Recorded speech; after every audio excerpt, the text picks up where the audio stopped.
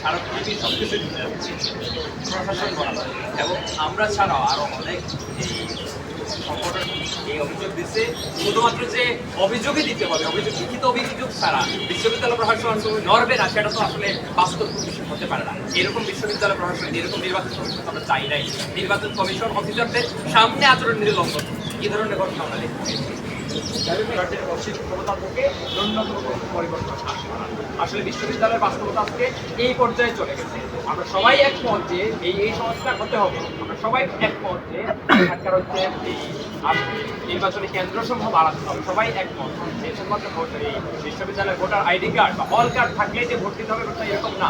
আমরা মনে করি যাদের ভোটার তালিকায় নাম আছে, যাদের ভোটার তালিকায় নামের সাথে সাথে তার বিশ্ববিদ্যালয়ের যে কোনো একটা ডকুমেন্ট আছে, সেটা পেন স্লিপ হোক আর যাই হোক, সেই ভোট দিতে পারবে। কারণ আমরা ভোটারদের সংখ্যা বাড়াতে চাই। যত বেশি ভোটার আসবে এই বিশ্ববিদ্যালয়ের গণতান্ত্রিক প্রক্রিয়া তত বেশি ত্বরান্বিত হবে। ফলে আমরা এই কাজটা জরুরি মনে করি। বিশ্ববিদ্যালয় প্রশাসন কেন এই কাজটা বাস্তবায়ন করে না সেটা আমরা বলতে পারবো না। আমরা আমাদের জায়গা থেকে দাবি জানাচ্ছি, প্রয়োজনে আমরা আরো বৃহত্তর আন্দোলন করবো। আমরা সংখ্যা বলি ভাই, ক্যামেরা বলেন। যে 20টা হলের জন্য 40,000 স্টুডেন্টের জন্য 8টা ভোট কেন্দ্র কোনোভাবেই যৌক্তিক হতে পারে না।